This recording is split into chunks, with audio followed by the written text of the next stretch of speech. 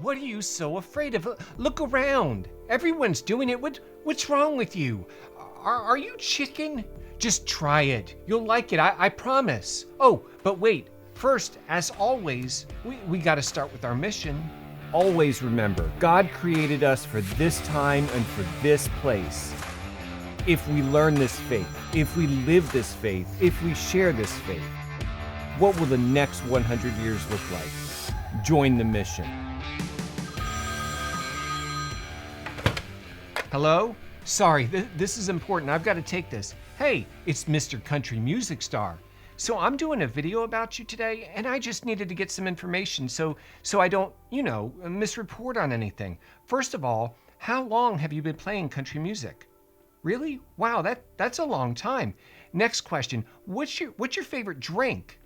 Oh, whiskey? Yeah, I guess that was kind of a dumb question. You probably have a song about that, don't you?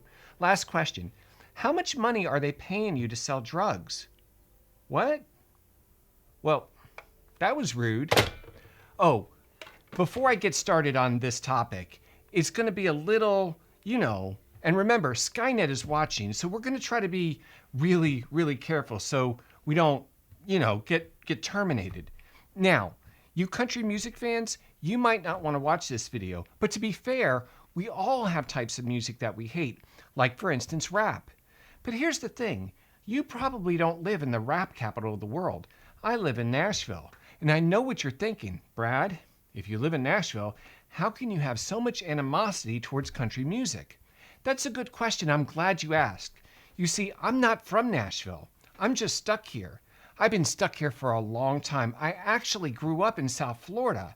And when I was a teenager, heavy metal was the thing. I had a garage band. We played Iron Maiden and Motley Crue. It was so cool. Until my mom got the idea to move to Nashville. Don't worry, she said. It's Music City. You're going to love it. Ma, it's not the same kind of music. So the band broke up, and I've been stuck here ever since. So last week, we're driving downtown to go to Mass, and we're on the interstate, and I see this billboard, and it says, no joke, it says, take a shot. And I'm thinking, well, okay, now we're talking. And then my wife explained, no, they don't mean that kind of shot. They mean the, huh? What? Oh, you mean that's like propaganda. Oh no. It's Skynet. Oh, hi. We weren't talking about anything inappropriate. I was just reminding everybody to recycle. Yeah, everybody remember to recycle. You've got to separate your plastics from your aluminum and your glass too. I'm just gonna put these over here. Oh, and that food triangle thing, that's part of a heart healthy diet. Oh, and remember, most importantly, don't congregate. Stay far away from other people. The more isolated you are, the safer we'll all be. Remember, we're all in this together.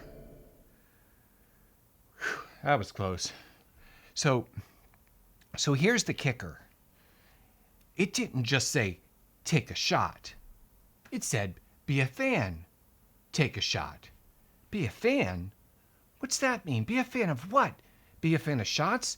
Nobody likes shots. I didn't get it. And that's when my wife informed me that guy on the billboard, he's a country music star. Would have never known.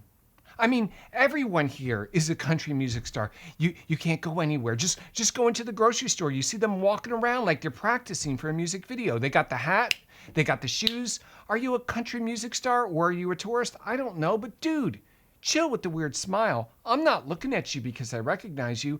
I'm just looking for some protein powder, and here you are, just like you just got off the set of Howdy Doody. So I guess this guy, he wants me to be a fan by taking a shot. And that sounds to me a lot like well, you younger viewers probably don't know this, but back in the old days, we had this thing. It was called peer pressure. This is the way it worked. The cool guys at school, they would corner you by the lockers and they would say something like, hey, are you cool? If you're cool, and prove it. Be cool.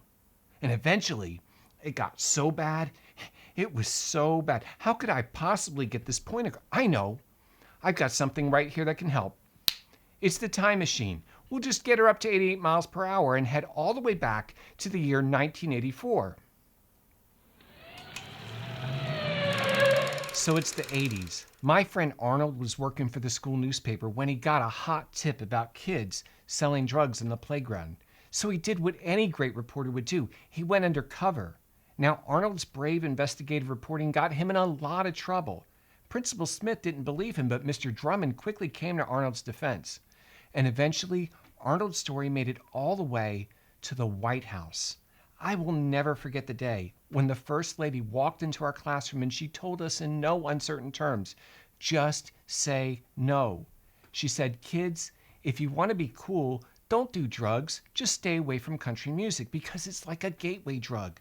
First, you start out with something innocuous, like Kelly Clarkson or Garth Brooks. You think, oh, it's not dangerous. I can handle this. I know when to stop. But then before you know it, you're spending every Friday night at the Grand Ole Opry, every Saturday at the Country Music Hall of Fame, and every Sunday bar hopping up and down Broadway because you just can't get enough tears in your beer. Trust me. Trust Nancy. You cannot let other kids pressure you into throwing your life away like that. So if peer pressure is so bad, then why would the country music star, wait a minute, do you think perhaps someone paid him money to make that ad? Wait, yes, okay, yes, I'm being told, yes, we have breaking news.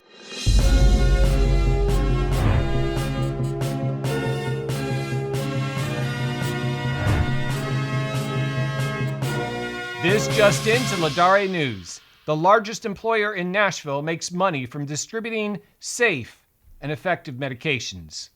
The same employer is also running ads throughout Nashville promoting safe and effective medications.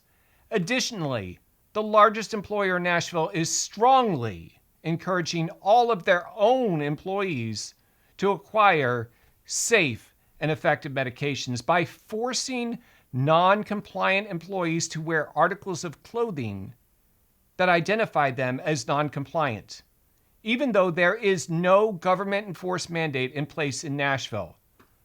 Laudare has been told by employees of Nashville's largest employer, who wish to remain anonymous, that good worker bees are rewarded with a sticker with the letter V, which they can wear in order to avoid the discrimination that non-compliant employees are forced to endure.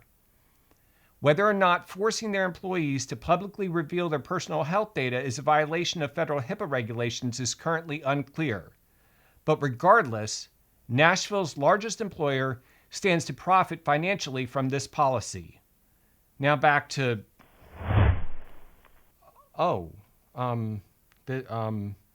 well, I mean, it's just apple juice. I mean, chill out. I mean, you get thirsty talking to a camera all day long. Really. Now, look, I think we're all familiar with the axiom that those who fail to learn from history are doomed to repeat it. So maybe now we can see why just a few short years ago, they worked so hard to tinker with the curriculum. Oh, it's you again. I'm just doing some book reviews. I'm switching things up a bit. Today, we're talking about The Scarlet Letter by Nathaniel Hawthorne. Have you read it? Do you read books? I think maybe next week we might do A Brave New World. It seems like it might be kind of timely. Do you have any books that you'd like us to read? We're taking requests. Let me guess. Leviathan? In reviewing all of these books, I've noticed that they all have one thing in common. They all have good guys, and they all have bad guys. How do you tell them apart? Well, in all of these books, the bad guys single out the good guys by forcing them to wear some kind of emblem on their bodies to identify them as an undesirable. And then, well, we know what happens next. So then, if it is true that history does indeed repeat itself, then which one of these are you? So I did what all aspiring rock stars did. I dropped out of high school, but I didn't just drop out. Are you kidding? It was the MTV generation. I dropped out in style. I stood up in my biology class and I made a big Ferris Bueller speech about how this was just a waste of time.